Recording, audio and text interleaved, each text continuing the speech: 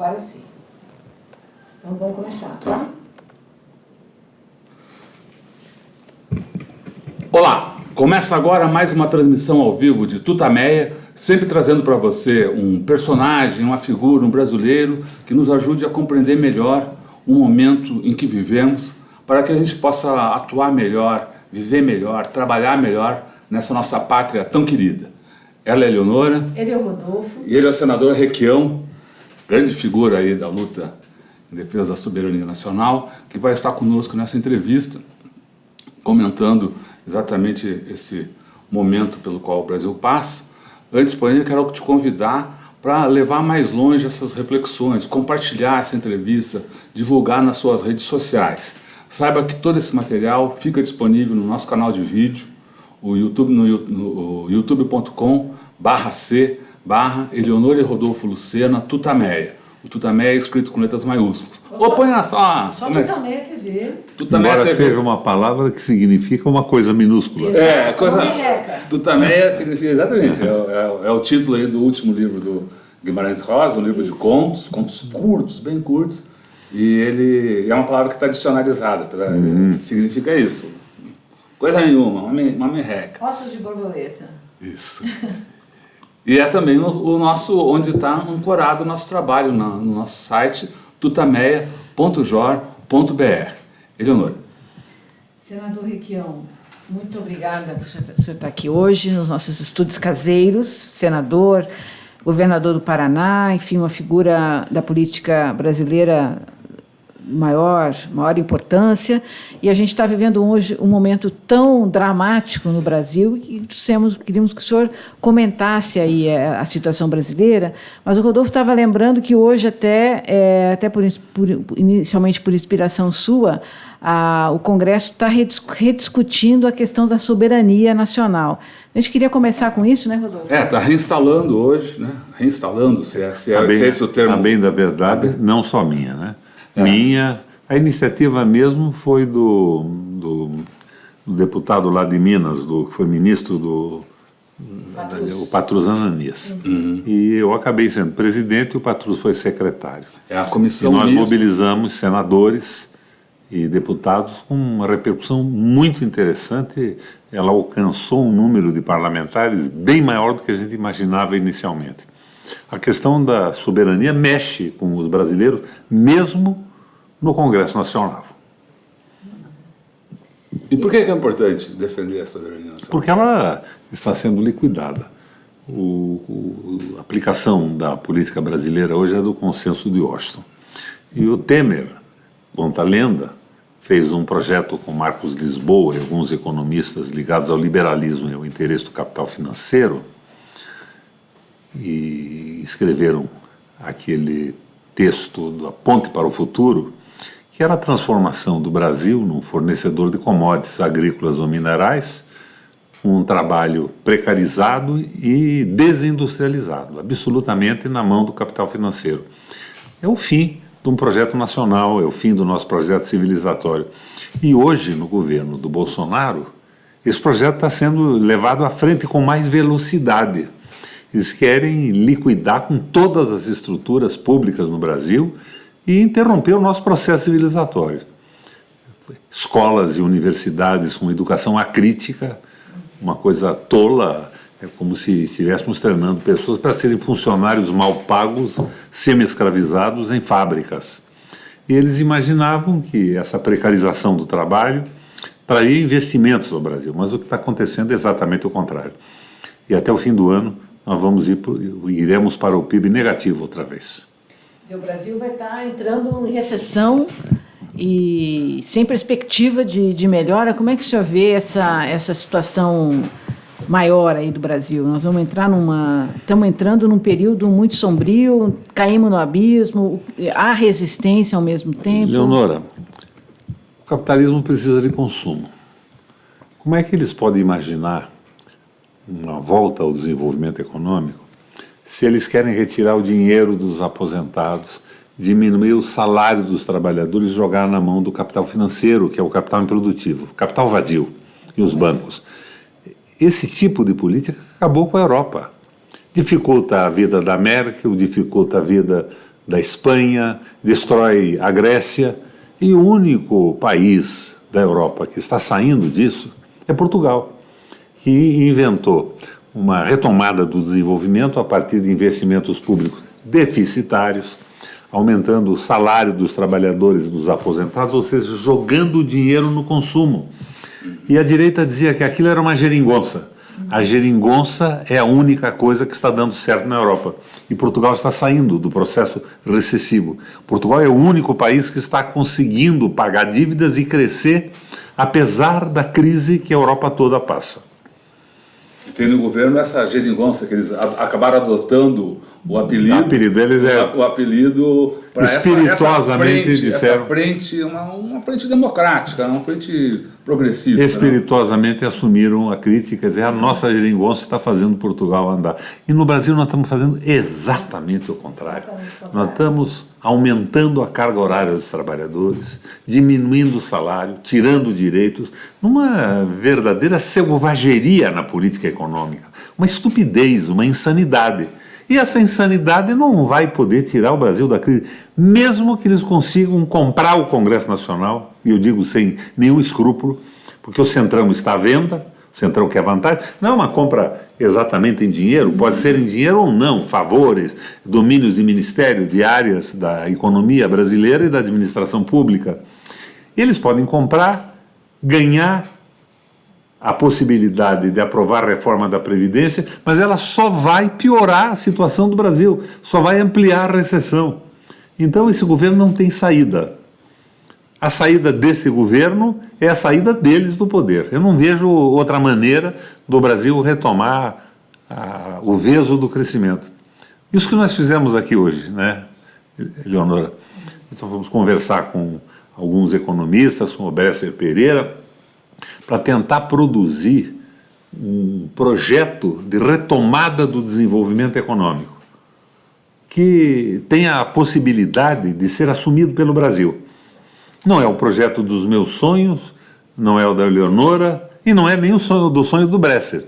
Nós temos que fazer um projeto que a sociedade aceite e que viabilize a retomada do desenvolvimento, inspirado no crescimento da Alemanha em 30, da nova política alemã, com Horace Greeley e Hjalmar Schacht, inspirado no New Deal do Franklin Delano Roosevelt nos Estados Unidos. Investimentos públicos pesados, deficitários, fazendo a roda do crescimento econômico voltar a girar. Os Estados Unidos cortou por lei o horário de trabalho, a carga horária dos trabalhadores e aumentou por lei o seu salário. Nós estamos diminuindo o salário e aumentando a carga. Enquanto que o mundo inteiro sabe hoje, depois dos estudos do Taylor, na época do New Deal, do novo pacto americano, que o que aumenta realmente a produtividade de um trabalhador é a especialização do trabalho, não é o aumento da carga horária.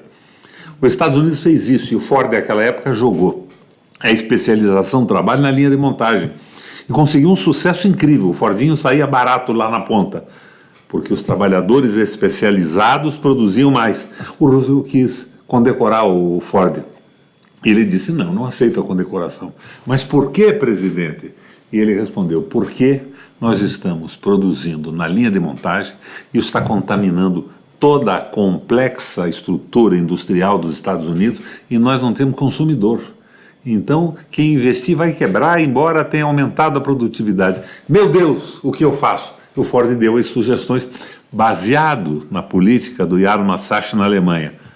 Década de 30, ele disse o seguinte, presidente, diminua a carga horária por lei e aumente o salário. Foi o início do novo pacto do New Deal e se estabeleceu a retomada do desenvolvimento. Depois disso, investimentos deficitários na infraestrutura norte-americana.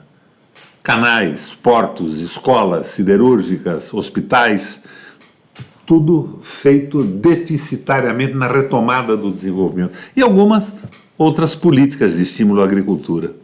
O Roosevelt, à época, dizia, nas conversas ao pé do fogo, Eleonora, se as cidades queimarem, os campos se levantarão e reconstruirão as cidades. Se os campos queimarem, as cidades morrerão de fome. Por quê? Porque você joga uma semente à terra, a fotossíntese se estabelece, em 6 meses você está colhendo, industrializando, secando, vendendo e transformando.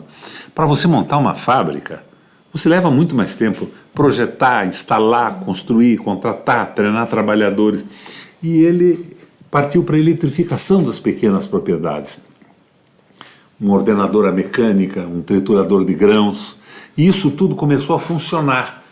E esses juros baixíssimos, e esses operários do campo, esses agricultores, esses trabalhadores, capitalizados, faziam o que com esse dinheiro? Começaram a esvaziar as prateleiras do comércio. E prateleiras esvaziadas no comércio significava novos pedidos para a indústria. E se restabeleceu o círculo virtuoso do crescimento econômico. No Brasil, esse maluco do Guedes parte para essa insanidade de cortes de investimentos públicos, de aumento de carga horária e diminuição do salário. O capitalismo não funciona assim. E, além disso, nós temos ainda um impacto pesado da automação e da modernização da agricultura. Claro, da agricultura e da indústria. E essa automação desemprega. Como é que é apropriado esse desemprego? Isso é uma espécie de mais-valia social que é apropriada pelo capital. A Alemanha hoje ainda está fazendo o contrário. Há coisa de meses atrás, a Alemanha diminuiu para 30 horas o trabalho do pessoal dos bancos e do setor de informática e do setor metal-mecânico ligado a automóveis. Reduz para 30 horas, trabalhadores treinados continuam produzindo, mais gente entra no mercado de trabalho e mais consumo é possível. Isso chama-se a captura da mais-valia tecnológica pela população, pelo trabalhador, e não pelos grandes proprietários de recursos econômicos que dominam as redes do capital financeiro. O mundo vai para esse caminho, nós estamos na contramão. Quer dizer, na contramão desses doidos. Ou seja, o Brasil está na contramão da história, na contramão do mundo. Do mundo. E tem alternativa, tem saída. Tem saída. E as saídas estão aí. É o exemplo da geringonça em Portugal, né? O crescimento de Portugal, as medidas que a Alemanha está tomando, e o próprio Obama, que na crise de 2008 e 2009, que a General Motors se apresentava numa situação muito difícil por corrupção e má gestão, ele não liquidou a empresa para não tirar emprego dos trabalhadores. Ele estatizou a General Motors, botou para funcionar, depois devolveu para a iniciativa privada. Aqui no Brasil, eles tiraram centenas de milhares de empregos no setor da construção civil, das Odebrecht da vida. Tinham que prender os corruptos, não tirar o emprego dos trabalhadores. Eles enlouqueceram, eles não sabem o que estão fazendo. É uma visão moralista completamente inadequada à história da economia, à história das soluções que consertaram recessões no mundo e tudo o que aconteceu para fazer com que esses países retomassem o seu crescimento. Nós estamos na contramão. Mas eu ia perguntar sobre o interesse externo nessa aparente loucura, nessa destruição. O senhor tem apontado que essas coisas acontecem porque há interesses de fora em destruir o Brasil, não? Nós, na década de 80, Eleonora, nós produzimos industrialmente mais do que os tigres asiáticos. Quais eram os tigres asiáticos? Malásia, Tailândia, Coreia do Sul e China. Industrialmente, o Brasil produzia mais. Do que esses juntos. Hoje nós não produzimos 15% do que eles produzem. Então, nós estamos na contramão. E isso ocorreu com a Guerra Fria, que paralisou tudo. Os militares ainda conseguiram, com aquela visão nacionalista, criar grandes empresas públicas nacionais e levaram o nível da produção e da tecnologia. Depois a Guerra Fria nos impediu de tudo. Tínhamos que fazer tudo pela mão dos americanos, o que eles queriam ou não queriam. Hoje não existe mais a Guerra Fria. Os problemas internos do comunismo praticado na Rússia geraram primeiro a glasnost, que é o degelo, depois a perestroika, que é a reconstrução. Não é? Então não existe mais o comunismo. Mas existe uma guerra comercial entre os Estados Unidos de um lado, a Rússia e a China do outro lado, e nós participamos do BRICS, que era uma associação Brasil, Índia, Rússia e China. Não é? Hoje eles estão negando essa participação. E nós tivemos uma retomada do desenvolvimento na época do Lula com o crescimento econômico da China, que passou a inverter aquela equação do Brizola das perdas internacionais. Os grãos produzidos no Brasil, nosso minério, começaram a valer mais porque a China estava consumindo no seu crescimento de uma forma brutal. Agora nós queremos impedir o comércio do Brasil com a China. Então, estamos seguindo os interesses dos Estados Unidos. Tanto que nessas manifestações do dia 26, domingo passado, que eles dizem ser nacionalistas, nós vimos panacas brasileiros vestidos de tio Sam com a bandeira norte-americana. Que nacionalismo é esse? É um nacionalismo que massacra o trabalhador brasileiro para dar vantagens econômicas? Que nacionalismo vende o petróleo indispensável para o desenvolvimento do país? Que nacionalismo quer vender as reservas de água, como o aquífero Guarani? Que nacionalismo precariza o trabalho, que se transforma num trabalho semi-escravizado no país? Que nacionalismo quer acabar com a previdência social? Como é que surgiu a previdência no mundo, Leonora? Parece brincadeira. Um economista alemão que chamava-se Johann Sachs. E esse economista dizia o seguinte, que o trabalhador tinha como único instrumento da sua sobrevivência a força do seu trabalho. E o proprietário tinha o rendimento das suas propriedades e do seu dinheiro quando envelhecia e estiolava a sua força de trabalho. Então ele explicava, a burguesia derrotou a nobreza, que tinha todos os direitos tradicionais e familiares, e conseguiu se estabelecer no mundo e na Alemanha principalmente. Mas agora os trabalhadores são em número muito maior. E eles vão fazer com a burguesia o que a burguesia fez com a nobreza. Daí o Bismarck, que era o reunificador da Alemanha, na época comandava a Prússia, disse não, aqui vai ser diferente. E criou essa previdência tripartite. Nós vamos evitar a revolução dos trabalhadores e dos pobres, dando a eles a condição de sobrevivência com uma aposentadoria decente quando diminuir ou estiolar a sua força de trabalho. Esses malucos querem acabar com a previdência no Brasil e dizem que o povo vai ter vantagem com isso. Leonora, se uma previdência, no entender deles, não no meu, está sendo deficitária, quando ela é tripartite, com a contribuição do trabalhador, do empresário e do Estado. PIS, PASEP, COFINS, imposto de renda de pessoa jurídica, aquela coisa toda. Se eles acham que isso é deficitário, quando eles tirarem a contribuição do empregador e a contribuição do Estado, como é que vai ser possível isso funcionar com o dinheiro do trabalhador, que não ganha nem um salário mínimo? Eles estão enlouquecendo, eles querem escravizar o povo num projeto de liberalismo econômico rigorosamente bárbaro. E nós estamos enfrentando isso.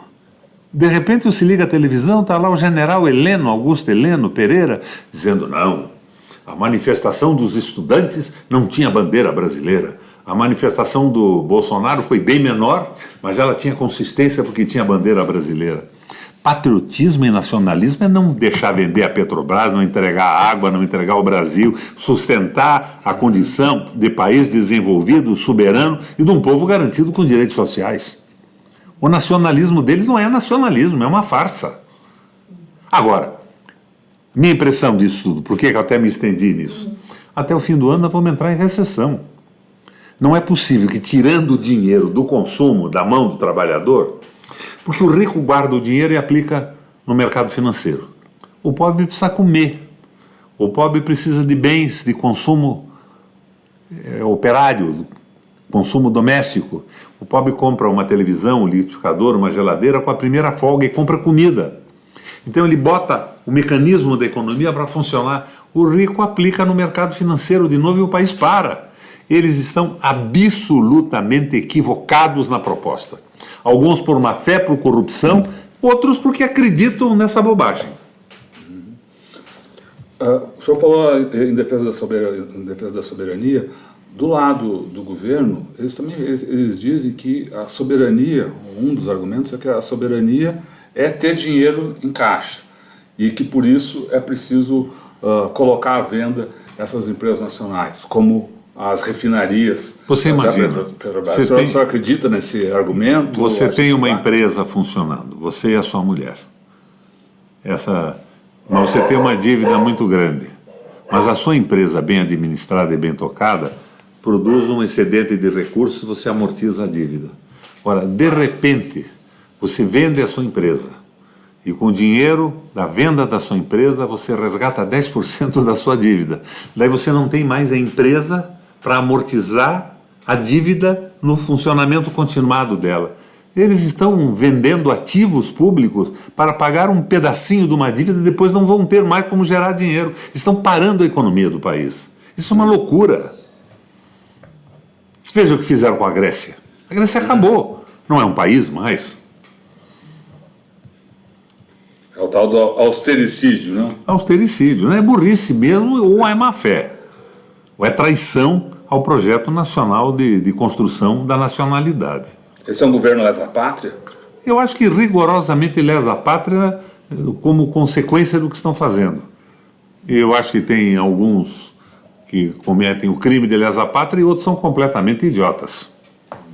Desculpa a dureza do termo, né? Meninas de azul, meninos de rosa, a universidade não pode mais ser crítica, não pode mais ensinar aos nossos filhos e os nossos netos a pensar. Eles são completamente fora da casinha.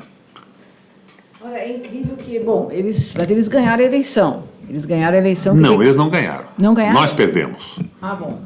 Então explica a diferença. Eles ganharam a eleição, tiveram um resultado favorável, porque em cima da corrupção de alguns quadros da política brasileira e da corrupção da generalidade da inclusão dos partidos na corrupção da política brasileira, a Globo e as redes, mais o trabalho do Sérgio Moro, desmoralizaram a política.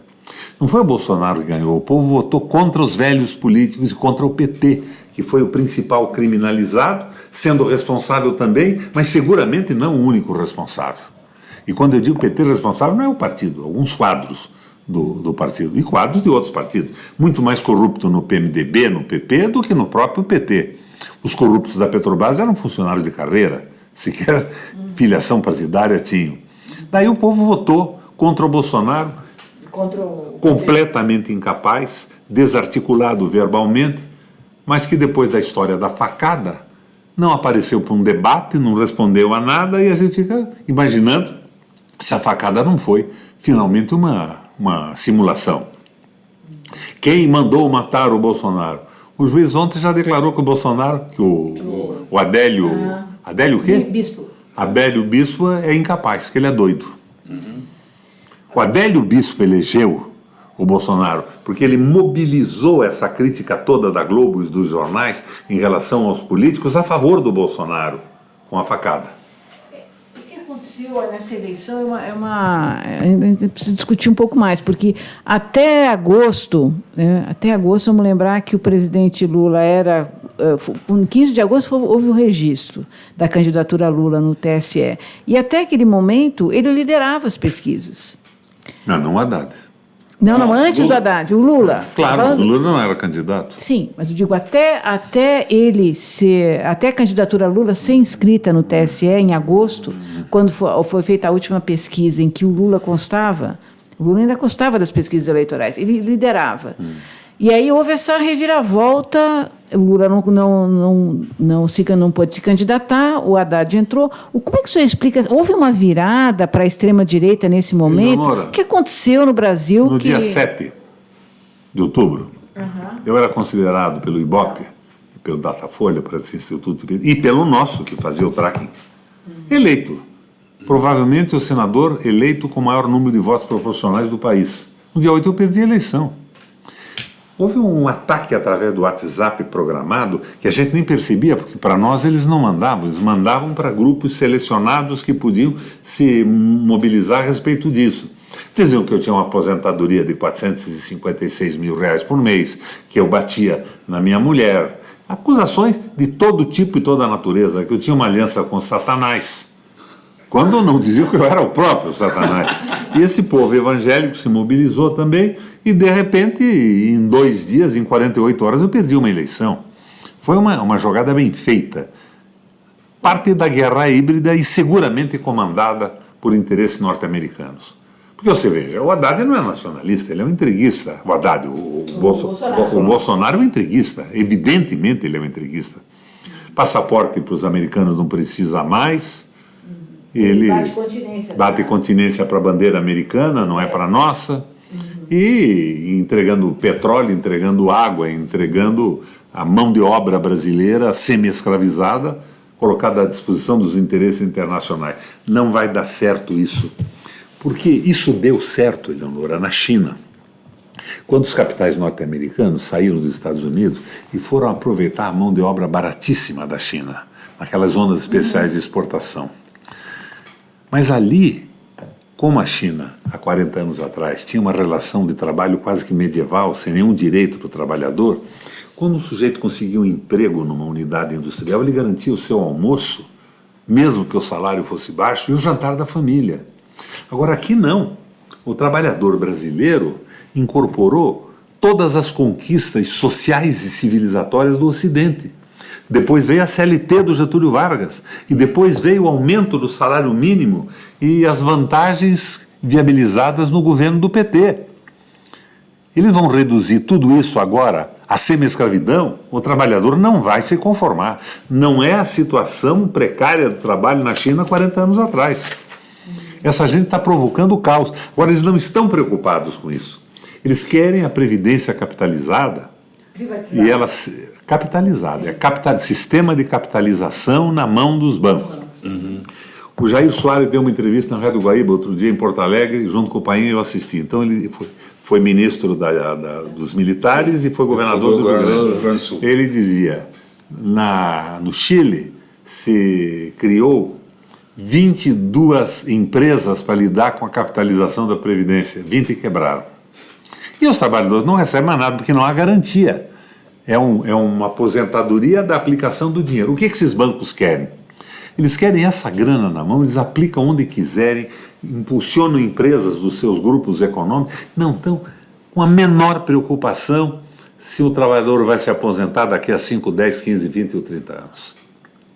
É um assalto em cima de um direito consolidado dos trabalhadores desde o Bismarck na Prússia e na Alemanha. O senhor falou agora de guerra híbrida. O senhor pode explicar melhor por que o senhor acha que é uma guerra híbrida? Por que nós estamos envolvidos nisso? Porque os Estados Unidos faziam a política do Big Stick. Eles invadiam tudo que não interessava os seus projetos econômicos. Agora não precisa mais. Agora vem a internet, a televisão, as novelas, os filmes. É uma guerra de vários... Por isso ela é híbrida. Ela não é só uma invasão armada. Eles vão destruindo os países.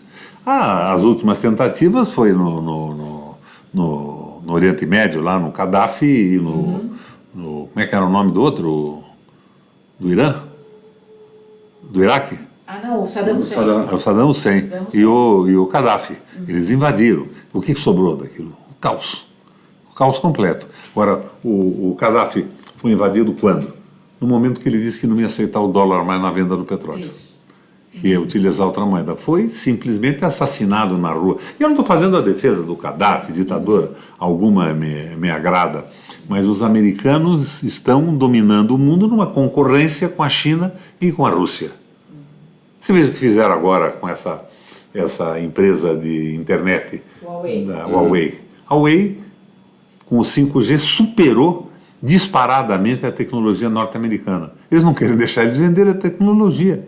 Querem impedir que isso ocorra no mundo. Embora eles já tenham confessado, através de documentos do próprio Pentágono, que eles não têm como alcançar em curto prazo o que a Huawei fez, que é uma velocidade incrível, não para voz, mas para dados, que vai viabilizar controlar avião em voo, controlar automóvel sem motorista e uma transferência de dados simplesmente magnificada, né, entre empresas e informações confidenciais de governo. Então eles estão em desespero. E esse desespero faz com que se jogue em cima do Brasil. O Lula, a Cristina Kirchner, o Evo Morales e a Venezuela estavam montando um bloco que não era exatamente subordinado aos Estados Unidos. A Venezuela produz petróleo que é refinado no Texas, no Golfo do México. Agora, quanto tempo leva um navio para chegar da Venezuela aos Estados Unidos? 3,5 a 4 dias e meio. Quanto tempo leva da Arábia Saudita? 45 a 50 dias. Então, eles têm que manter isso na mão deles. Daí o bloqueio contra a ditadura do Maduro. Eu não acho que o Maduro seja um governante que me agrade de uma forma absoluta. Eu era muito amigo do Chávez, pessoalmente, inclusive. Mas ditador é o que governa a Arábia Saudita, não é a Venezuela. Por que lá eles não invadem? Não, auxílio humanitário. Por que não dão auxílio humanitário para o Haiti? É um jogo econômico de apoderamento da América Latina para o seu projeto de hegemonia no mundo. Nesse sentido, então, o governo brasileiro de esquerda, ou enfim, o governo que existia nos governos do PT, subestimou essa situação internacional, apesar dos alertas do Wikileaks. Então, houve uma subestimação dessa conjuntura que provocaria um golpe no Brasil. Não sei se estimação ou subestimação. A política externa do governo Lula foi boa, com a ajuda do Celso Amorim. A política interna nunca me agradou. Eu fiz oposição ao governo do PT. Eu nunca suportei o Meirelles, porque o projeto do Meirelles, do Banco de Boston, era o mesmo projeto, a ponte para o futuro, mais lento. Depois o Joaquim Levy, aquela barbaridade. Então eles estavam, de certa forma, cedendo neste caminho, vagarosamente. Pois o Temer entrou com a ponte para o futuro, feita por economistas ligados a bancos, que é uma verdadeira barbaridade, uma nova organização de trabalho, Brasil produtor de commodities, celeiro do mundo, Estado de segunda categoria, submisso aos interesses das grandes potências, basicamente dos Estados Unidos. E agora, com o Bolsonaro, eles estão aumentando a velocidade, é o mesmo projeto. Senador... Agora, em parênteses, eu fui absolutamente contra impeachment e tudo isso, mas nunca me passou na garganta o Meirelles no Ministério da Fazenda, nem o Joaquim Levy. Bom, o senhor conhece o Congresso Nacional com muito poucas pessoas. Qual é a sua avaliação do Congresso hoje? E se fala muito desse embate entre executivo e legislativo. Mas você está vendo essa cena? É tão horrorosa como a gente vê? É pior do que você imagina. O Congresso hoje é pior do que era antes, que tinham alguns profissionais da fisiologia e tudo mais. Hoje são amadores da fisiologia, com muito mais sede do que os profissionais. E o Bolsonaro vem com essa conversa. Não, eu não negocio com o Congresso. Ele que elegeu essa gente toda. E eles querem participar do governo. Esse centrão é absolutamente sem escrúpulo. Ele vende o voto para a esquerda ou para a direita. Foi o que levou o Lula a fazer aquela tal conciliação, né? Aquela participação dos partidos políticos, aquela barbaridade toda. O que eles querem é isso. Mas o que o Bolsonaro está propondo também não é para menos, ele está entregando o país. Ele está liquidando com o direito dos trabalhadores. Esse governo não subsiste por muito tempo. E como é que ele vai cair, se não tem impeachment aprovado? Como é que o senhor vê a... Eu me comprometo com você, chegando em casa, pego a minha bola de cristal e dou uma olhada. Agora, eu não posso responder. Eu acho que o Bolsonaro já caiu. Ele não governa mais. Ele está na mão dos picaretas do Congresso e dos picaretas do seu próprio governo. Um governo do Araújo na chancelaria, querendo invadir a Venezuela e brigar com a China, que é a maior compradora de bens do Brasil hoje, elogiando os Estados Unidos. É uma loucura completa. O Weintraub na educação, querendo botar a polícia dentro das escolas, acabar com o ensino crítico, transformar os nossos filhos e netos em pequenos autônomos preparados para executar tarefas a baixo preço para o capital. Esse pessoal enlouqueceu completamente.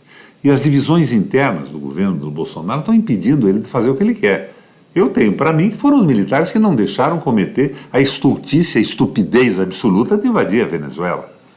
Até porque as nossas forças armadas não estão hoje preparadas para isso. Seria uma aventura, não que nós sejamos inferiores à Venezuela, mas seria uma aventura sangrenta e com resultados imprevisíveis, uma bobagem total. Então, o Moro não governa mais, ele está na mão dessa gente.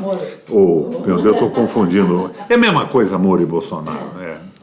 Eu acho que o escândalo da família dele, do Flávio, dizem aí, informações que nos chegam, que ele não passa de junho.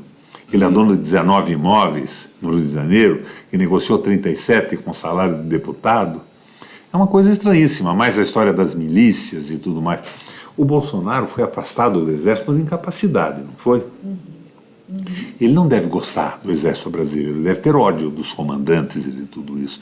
Ele está humilhando essa gente. Ele, de certa forma, consolida e assina embaixo das críticas do Olavo de Carvalho aos militares, chamando os militares de idiota, de imbecis, aquele outro. E ele fica rindo atrás disso, tudo completamente perdido. O Bolsonaro não está governando, nós estamos sem governo no Brasil. Agora, capital financeiro, os bancos, os interesses econômicos, inclusive norte-americanos, querem fazer passar a reforma tributária e o fim da previdência social, a entrega do pré-sal e o fim da soberania. Brasil, Estado associado aos Estados Unidos, como era Porto Rico. E você sabe que Porto Rico já acabou, né? Essa associação foi um desastre. O senhor falou também, en passant, aí do papel do juiz Moro na eleição. O senhor poderia comentar um pouco mais a esse respeito? Antes o senhor havia falado... Eu não preciso nem falar do papel dele. Você só veja o que aconteceu. Ele põe o Lula na cadeia, com a participação do TRF4, atropelando todo o direito processual brasileiro, e logo em seguida ele vira ministro da Justiça do governo do Bolsonaro. Eu, no começo, me entusiasmei com a Lava Jato. Estavam pegando ladrões. Depois eu vi que aquilo era absolutamente seletivo. Agora, o Moro, quando aceita ser ministro do Bolsonaro, ele apoia menino de azul, menina de cor-de-rosa, ele apoia a censura à educação, escola sem partido, que não é escola sem partido, é escola sem educação crítica alguma. Porque o projeto de lei, eu estava vendo o que puseram lá no Paraná agora, ele impede, inclusive, que você tenha uma explanação religiosa. Você não pode botar um crucifixo numa sala, porque tem várias religiões no mundo, não é uma só. Então é uma coisa de uma boçalidade, criando robôs. E o Moro assumiu o estudo. O Moro é formado em Direito, ele deve ter lido umas apostilas, ele fez um concurso para juiz, passou bem ou mal, não sei, mas passou. Ele não pode ser tão ingênuo ou tão desfocado da realidade para aderir à boçalidade desse governo, entregar petróleo, entregar água, massacrar trabalhadores, arrebentar com os sindicatos. E eu não vou dizer a você que nós não precisávamos de algumas modificações na legislação da Previdência, na legislação sindical, mas não são modificações necessárias com a evolução do mundo do trabalho. São liquidações absolutas de todos os direitos. O Moro é isso, então. Logo, se me pergunta que influência ele teve, ele ajudou o Bolsonaro a ganhar a eleição para ganhar um cargo de ministro. E agora elogia o projeto indiscriminado de distribuição de armas, critica a mobilização dos estudantes. Parece que ele perdeu totalmente o senso crítico. E me pergunto, mas aqui é um porquê? Porque o saco do chefe é o corrimão do sucesso. Só interessa para ele a indicação ao Supremo Tribunal Federal. Não interessa a Brasil, não interessa a ética, não interessa o direito. Ele quer ser presidente? Sei lá o que ele quer ser, mas ele está procurando, eu acho que mais imediatamente, um cargo no Supremo Tribunal Federal. O senhor acha que teve interferência externa na Lava Jato? Claro que teve. A Lava Jato foi feita em cima de informações da CIA. Grampos telefônicos, até no telefone da Presidenta da República. Daí passavam as informações e a Lava Jato, com aquela história de delação premiada, prisões fora do processo legal, estavam forçando as pessoas a confessarem algumas coisas que eles já sabiam. E veja bem, ladrão na cadeia. Mas isso não é motivo para entregar o Brasil para ninguém. Senador, há bom, final de semana houve essas manifestações dos bolsonaristas e dia 15 houve a manifestação contra as mudanças na educação, uma manifestação grande, e amanhã, dia 30, tem uma nova manifestação.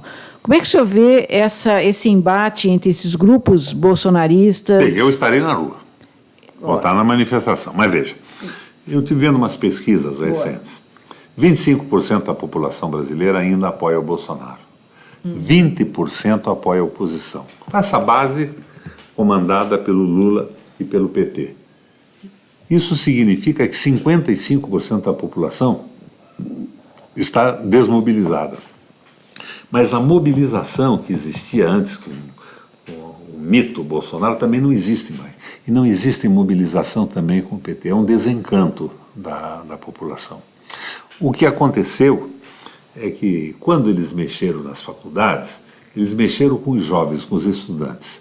É uma espécie de uma guerra de gerações, é um neo-hegelianismo politizado, seria um neo-hegelianismo de esquerda. Os estudantes se mobilizaram de uma forma inimaginável. Fui dar uma olhada lá em Curitiba e fiquei simplesmente abismado com o número de pessoas que ocupou as ruas. Agora, vamos ter amanhã a mobilização dos estudantes e 14% a paralisação dos sindicatos.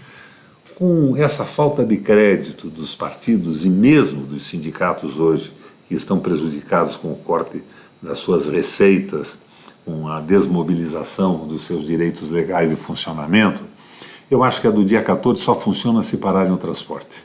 Senão ela pode não ter a dimensão com que se imagina. Agora, a mobilização da rapaziada foi 50 vezes maior que a mobilização do Bolsonaro. E daí me veio o general Heleno e diz: mas os jovens estavam mobilizados ideologicamente e os bolsonaristas tinham bandeiras do Brasil, verde e amarelo. Será que ele não entendeu que portar uma bandeira produzida pelo financiador de uma campanha não tem nada a ver com nacionalismo? Que nacionalismo é defender o país, o petróleo, a água, a soberania? É uma coisa muito estranha a cabeça dessa gente. É inexplicável isso. Então, eu acho que amanhã teremos uma manifestação positiva e dia 14, se parar o transporte, sim, senão não acredito, porque não há entusiasmo.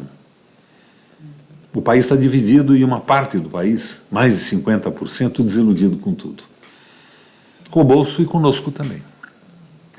Porque, eu digo conosco porque eu era senador até agora. Na manifestação de domingo em Curitiba, o pessoal que estava na rua a favor de Bolsonaro derrubou, rasgou uma faixa, uma meia... Não, vou dizer que tinham 250 pessoas. Mas uma faixa que dizia em defesa da educação.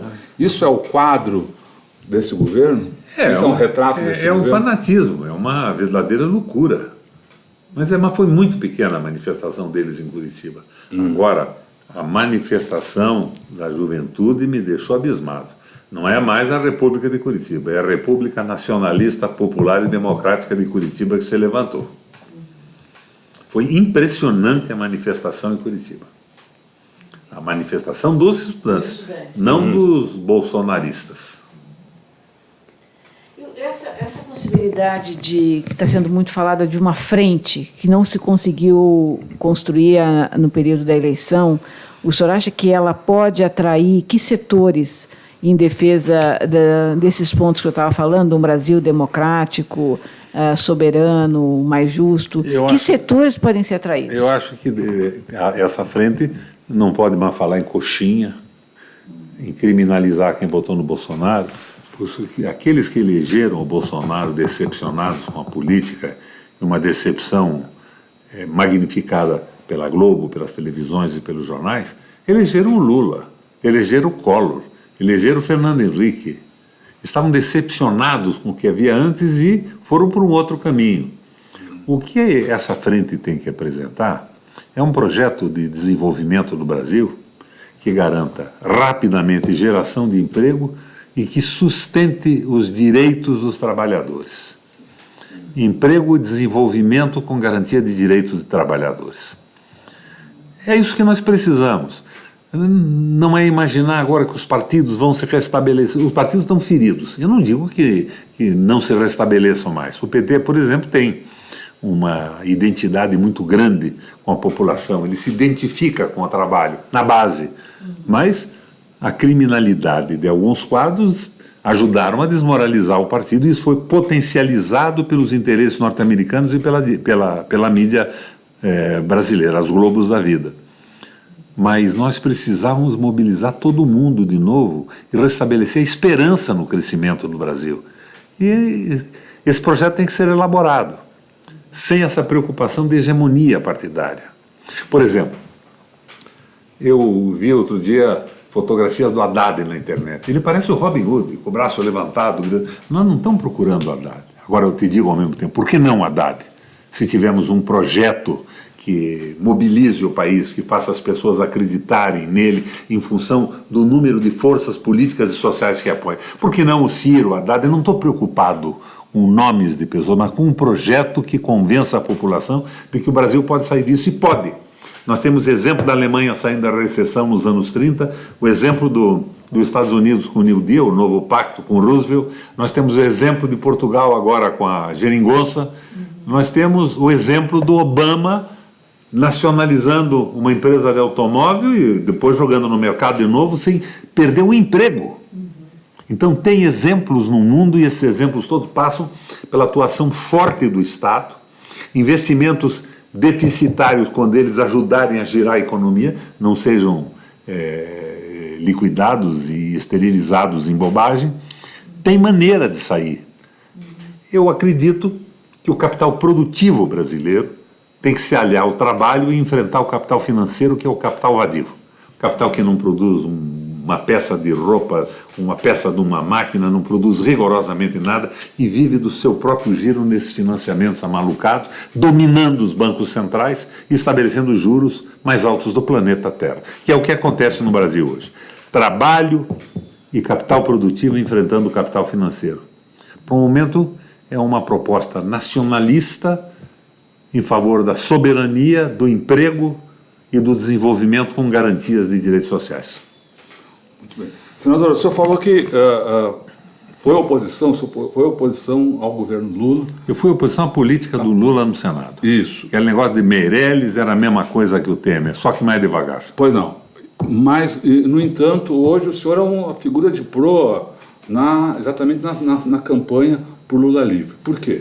Porque o Lula é um símbolo da resistência, ele aprendeu muito a dizer que o Lula é ladrão, não tem cabimento.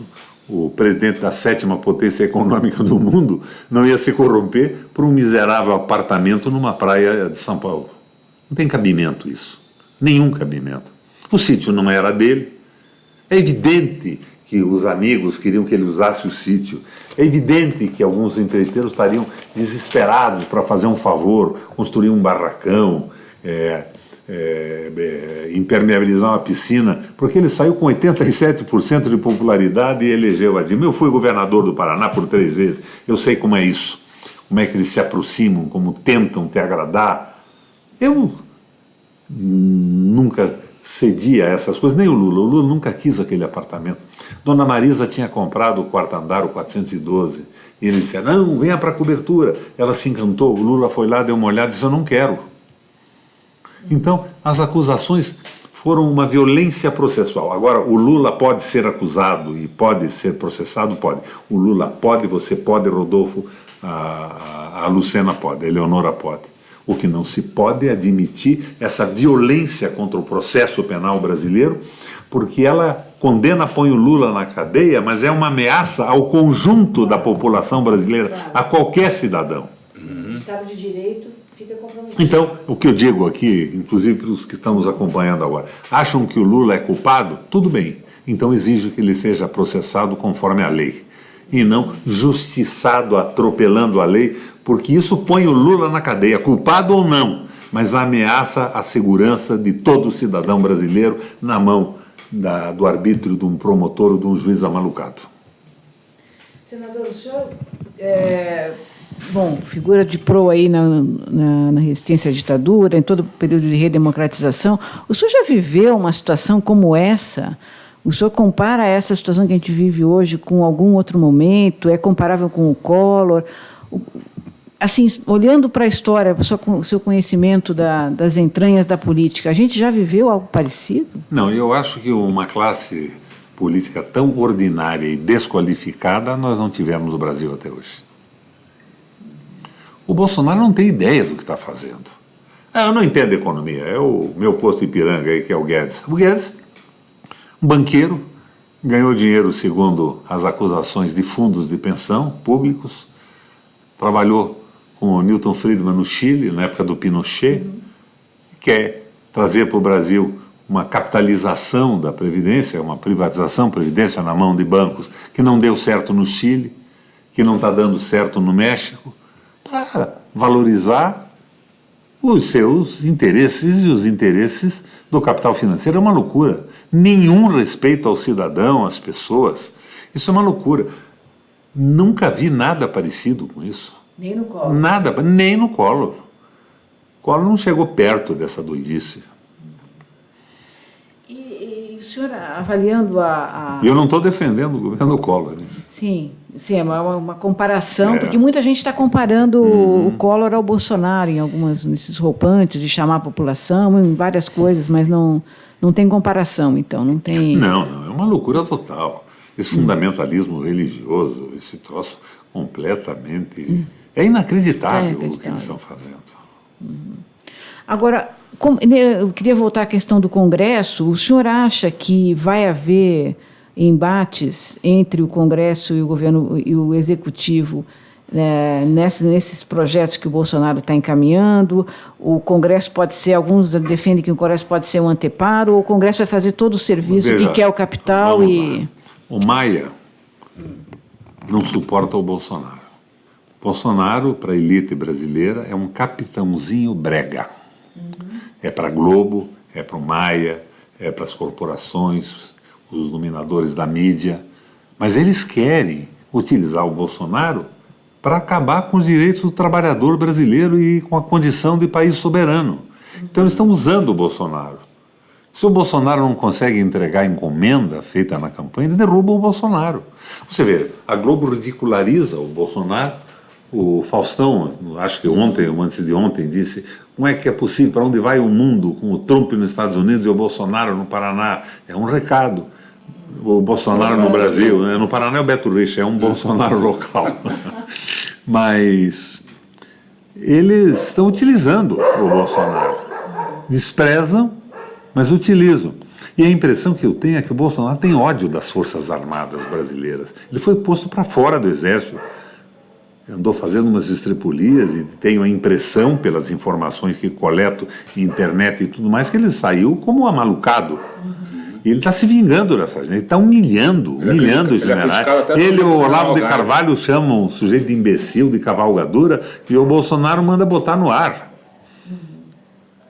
Então, está muito estranha essa coisa toda. O Bolsonaro foi um líder sindical dos oficiais de baixa patente e dos soldados.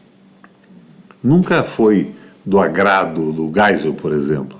Agora, esse caráter tão entreguista das medidas apoiadas num governo que tem militares em postos tão importantes, surpreende o senhor? As Forças Armadas deixaram de ser nacionalistas?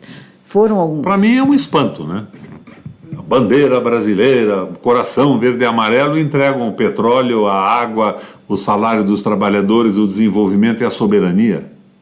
É inexplicável isso. Olha, eu não acho que esta seja a vontade do Exército. Eu acho que são alguns militares da reserva que estão brigando para se manter em cargos. Então, como o Moro esperando uma promoção. Bom, vai lá. Só trazer aqui um pouco o que a internet está comentando. Também tem uma pequena assembleia aqui nos assistindo, muita gente assistindo ao mesmo tempo, mandando comentários e discutindo entre si as suas colocações. Não leia os desaforos. Né? Não tem desaforo. O que tem é manifestações dizendo: eu sou lá do Paraná, foi um ótimo governador, e o povo dizendo: dia 30 será maior, Curitiba, estamos juntos, vamos estar na rua em Curitiba com o senhor amanhã. Sem dúvida, eu acho que é essa manifestação pacífica, essa manifestação pode mexer no Congresso Nacional. Porque mesmo aqueles alienados do Centrão, que só pensam num favorecimento pessoal, em comandar um setor do Estado, em indicar pessoas, eles querem se reeleger. E quando eles verificarem que o povo não está suportando mais isso, eles contestam o Guedes. Eu não falo nem no Bolsonaro, mais quando falo de governo. O Bolsonaro é figura descartável no governo. Ele diz uma coisa de manhã, o Guedes puxa a orelha dele de tarde, ele desmente de noite.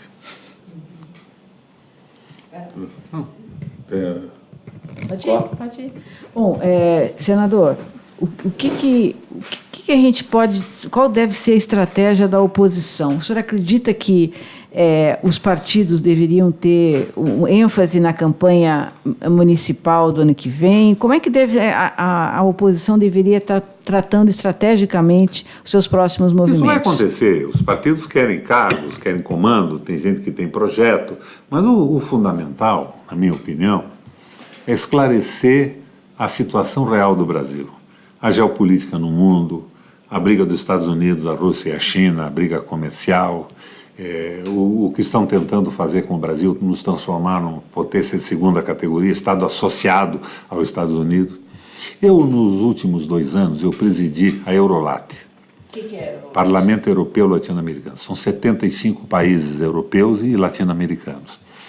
Eu fiz assembleias em vários países do mundo.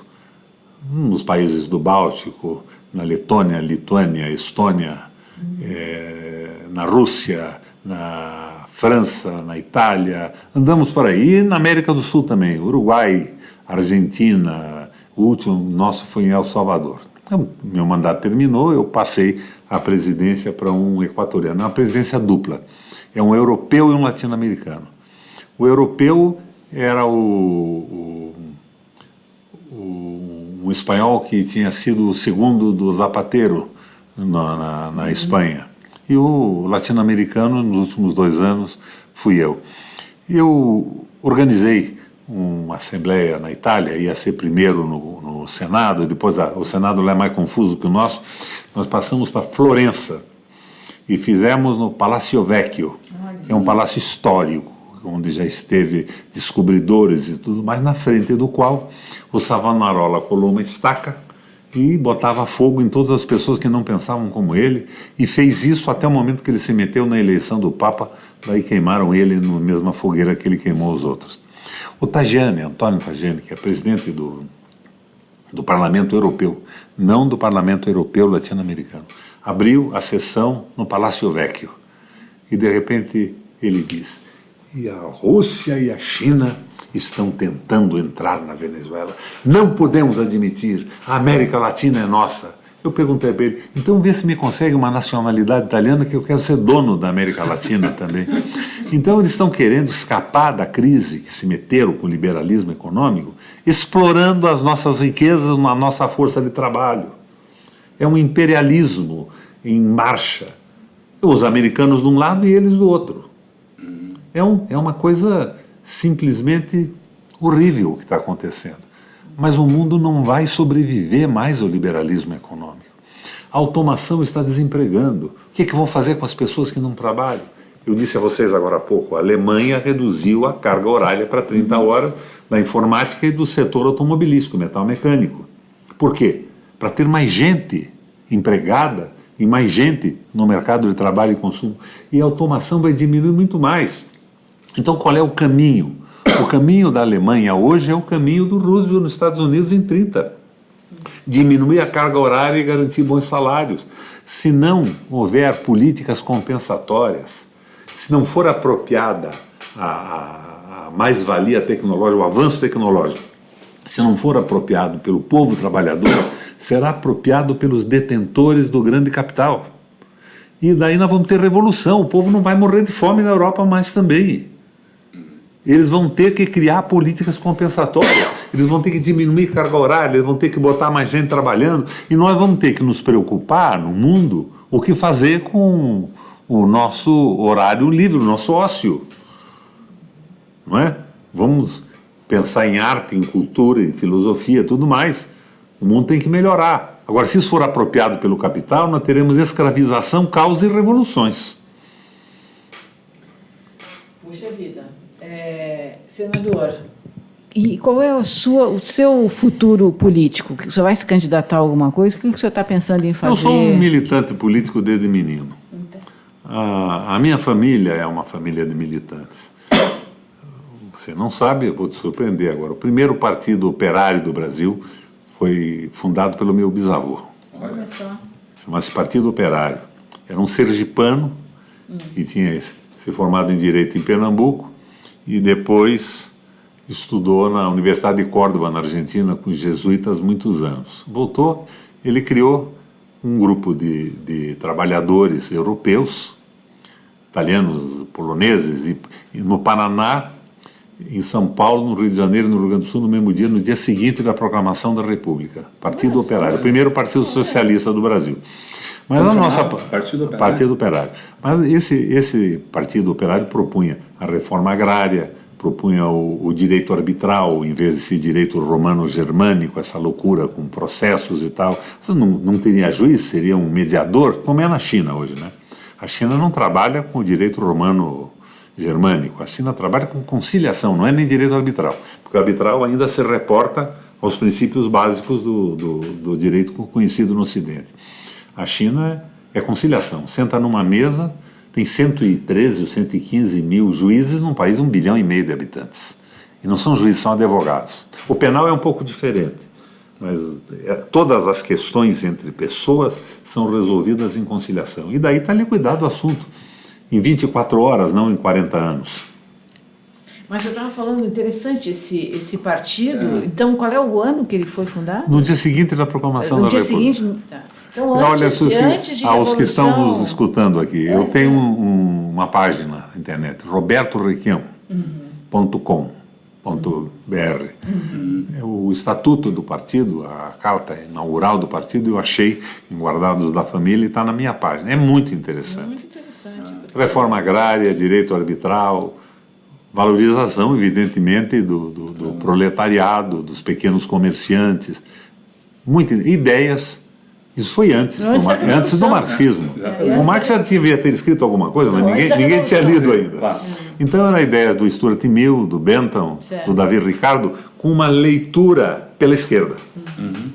Agora não é incrível e talvez até um pouco triste que uma reivindicação de um partido criado em 1890 ainda hoje seja palavra de ordem, ainda é necessário que ainda hoje ela seja ainda é atual, como a reforma agrária. É uma coisa doida, né? Ele propunha, por exemplo, que os impostos tivessem uma destinação absolutamente correta. Se tinha um imposto para limpeza urbana, ele tinha que ser dedicado exclusivamente à limpeza urbana e não podia arrecadar, tecnicamente, um tostão a mais do que precisasse a limpeza. Não é esta farra de imposto disso. É bem interessante a proposta inicial do partido. Mas aí você estava dizendo que o senhor é um militante, mas é baseado então... nos utopistas, nos socialistas utopistas. O senhor começou a falar desse seu antepassado para falar da sua... político. Eu sou um militante da política, né? Eu fui governador do Paraná 3 vezes, eu fui prefeito da minha cidade, eu fui deputado estadual. Nesse tsunami bolsonarista, não sei como, apesar das pesquisas de opinião, não me elegi, mas eu continuo militante. Estou viajando por aí, conversando, e quero participar de uma mudança. Não estou interessado em se vou ou não disputar cargo, não estou dizendo que eu não vou. Me interessa mais uma mudança da estrutura social do Brasil, a retomada de um desenvolvimento com garantia de direitos sociais. Então eu diria a você que a minha posição hoje, nesse momento, o ato meio, o ato eficiente, será uma proposta nacionalista garantindo a soberania, o emprego e o desenvolvimento. Isso não é o meu sonho de sociedade de forma absoluta, mas o que é possível se transformar numa proposta com penetração popular para mudar essa loucura que nós estamos vivendo no Brasil. O senhor acha que a oposição já está tomando iniciativa, já está saindo um pouco da grande defensiva em que se encontra? Já está num outro momento ou ainda estamos num recuo? Eu acho que estamos num recuo. Eu vejo um bom trabalho da Gleisi no PT, mas de repente eu disse a vocês, eu vejo estão lançando um candidato heróico. Não é isso que nós precisamos. E eu não desprezo o candidato que o PT possa lançar. O Ciro eu não consigo entender o que ele está fazendo. A impressão que eu tenho, como me parece a mim, que eu conheço que ele não é doido, que algum marqueteiro está dizendo para ele que essa é a atitude certa para ele ganhar a eleição. Eu acho que o marqueteiro está errado. Acho que ele está errando com essa agressividade contra o PT rigorosamente desnecessárias. Então, o que nós precisaríamos é uma proposta que costurasse setores importantes da sociedade brasileira para darmos um passo à frente. Um passo que restabelecesse a democracia, o crescimento, o desenvolvimento e abrisse espaço para continuarmos esse diálogo que não é só nosso, é do mundo. Você veja aí no Oriente Médio, populações inteiras abandonando seus países, sem nenhum apoio de governo algum, é um desespero, uma falta de visão fraterna e solidária, absolutamente incompreensível, o domínio absoluto do capital, briga econômica de China, Rússia, Estados Unidos, uma coisa que tem que ser resolvida. E o Brasil podia, uma retomada do desenvolvimento, exemplos antigos, começar a pensar em soluções para o mundo hoje. Eu diria a você que o meu líder hoje é o Papa Francisco. Porque é o único cara que está combatendo de cara aberta o capital financeiro. O senhor falou, previu que o Brasil vai estar mergulhado numa recessão nesse ano, vai estar mergulhando numa recessão. Os empresários... Eu não estou prevendo, eu estou lendo. Sim. E como não vai acontecer nada. Sim, todas as medidas são, pelo contrário, para acentuar esse quadro ruim. Os empresários vão desembarcar em algum momento do Bolsonaro ou não? Eu acho que uma boa parte já desembarcou. Hoje mesmo, na nossa reunião, falava de uma pesquisa da XP, que é do Itaú, que a queda de otimismo do empresariado com o Bolsonaro é espetacular. E quem é que pode ser otimista com essa loucura toda? E os militares vão desembarcar do Bolsonaro? Os militares da reserva embarcaram. Eu não acredito que o exército tenha embarcado, ativa. Eu acho que os militares brasileiros, de certa forma, se despolitizaram. Eles estão mais ou menos transformados num sindicato preocupados com planos de cargos e salários, carreira e aumento de ganhos individuais de cada um. Aqueles velhos milicos nacionalistas desapareceram com uma medida que, se não me engano, foi do Castelo Branco. Sim. Estabeleceu um máximo de 4 anos para cada posto de um general. Então, o general com 12 anos deixa de sê-lo. Nós não temos mais as grandes lideranças. Nem no campo militar, nem no campo empresarial? Não. O campo empresarial está vivendo mais de juros, investimentos, e a indústria está diminuindo de uma forma... A industrialização está diminuindo de uma forma brutal. Agora, solução tem. Eu comentei hoje com vocês lá a solução do Schacht, na Alemanha. Ele simplesmente jogou para o teto, para baixo, para o chão, o juro da rolagem da dívida e disse para os caras: agora nós temos aí com um grupo de empresas um projeto de recuperação da infraestrutura da Alemanha. E daí imaginávamos, esse pessoal vai tirar o dinheiro da Alemanha. Não era conversível como o nosso não é hoje. Vocês vão se associar a esses projetos, vocês escolhem, são grandes empresas alemãs, e o Estado criou uma não moeda chamada MEFO, que transformava o investimento deles e dava a garantia de 4,5% de juros ao ano para cada investimento, que à época era muito bom. Aqui no Brasil não é mais nada, né? Então, você acha que é possível recuperar o Brasil, apesar da destruição? Sem dúvida que está sendo alguma. feita? Nós temos exemplos de recuperação de recessões mais sérias que a nossa no mundo. O que está acontecendo é que nós estamos nos subordinando às necessidades do desespero de economias que estão quebrando no mundo. Nós estamos sendo instrumentalizados. O Guedes disse: se não passar a reforma da Previdência, eu pego um avião e vou embora. Ele devia ter ido embora, aqui não é o país dele. Ele não se identifica mais com o Brasil. E essa burguesia brasileira não se identifica mais com os brasileiros. Eles têm como referência os Estados Unidos. O cara fica doente do coração, vai para Cleveland. Vai passar as férias, ele não vai para Bahia, para Foz do Iguaçu, para Alagoas, ele vai para Miami. A cabeça deles... E você podia me perguntar, como é que essas madames foram na manifestação do Bolsonaro, do dia 26? Elas foram porque o fato de não precisarem mais pagar as leis sociais, o 13º, as férias e uma contribuição para a aposentadoria das empregadas, para elas é uma maravilha, elas não querem saber de mais nada. Melhorou a situação pessoal delas, dessa elite brasileira, que é pequena. Mas que está mandando. E o governo está sequestrado pelo empresariado privado. Sequestrado. É isso, Rodolfo? Sim, queria agradecer aí o pessoal que nos acompanhou e nos acompanha sempre aqui nas transmissões do Tutameia, os comentários que a gente passou um pouco aqui para o senador Requião, e lembrar que essas reflexões, essas denúncias, esse chamamento à ação que o senador Requião fez aqui, continuam disponíveis para você rever, discutir com os amigos em nosso canal no YouTube, youtube.com/c/Eleonora e Rodolfo Lucena Tutameia. Ou simplesmente bota lá Tutameia TV, que já vai chegar ao bom destino. Com o vídeo, reportagens e fotos no nosso site tutameia.jor.br. E nos encontramos amanhã na rua. E amanhã na rua. Então, eu estava antes da gente dar o tchauzinho aqui, chamar de novo para nos encontrar amanhã, eu queria que o senador fizesse aqui a sua mensagem final aí para os internautas, para o povo brasileiro. A minha mensagem é de alegria e de regozijo. Vocês não podem imaginar quando a gente, desesperado com tudo que está acontecendo no Brasil, aparece numa manifestação de estudantes e aquilo que a gente imaginava que seria a manifestação de alguns estudantes politizados se transforma numa mega manifestação na minha cidade de Curitiba, onde eu me elegi deputado, me elegi prefeito, governador 3 vezes, com apoio da minha cidade e do Conjunto do Paraná.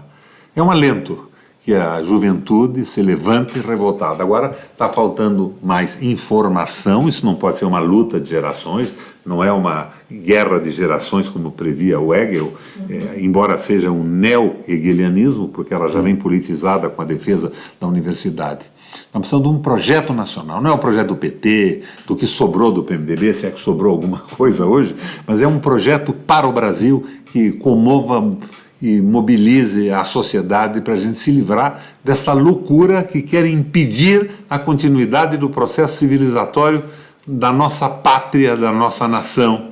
Porque, como eu disse ontem num vídeo que eu publiquei no Face, não é com uma bandeira paga por um grupo empresarial malandro e sonegador que você mostra que é nacionalista. O nacionalismo se suporta no amor, na fraternidade e na solidariedade. E quando esses malucos dizem que isso é cultura marxista, eles estão totalmente enlouquecidos. Isso é cultura no Brasil, basicamente, da cristandade. E todas as religiões que têm o homem como centro de suas atenções, a sua qualidade e o respeito à vida, se encaminham neste sentido: solidariedade, amor e fraternidade no governo dos países, das nações e no governo do mundo. Por isso eu disse a você, Papa Francisco hoje tem dado uma demonstração extraordinariamente clara de crítica ao capital financeiro. Por isso está sendo tão bombardeado. Está sendo bombardeado desesperadamente. Hoje parece aquele Luciano Hang, aquele porra louca lá de Santa Catarina, da Havan, agrediu o Papa. Imagine só como o Papa deve ter ficado triste com uma agressão naquele careca ridículo. Muito bem. Legal. Agradecemos então aqui a participação do senador Requião e vamos dando nosso tchau. A gente se vê nas manifestações amanhã. Tchau, pessoal. Até amanhã.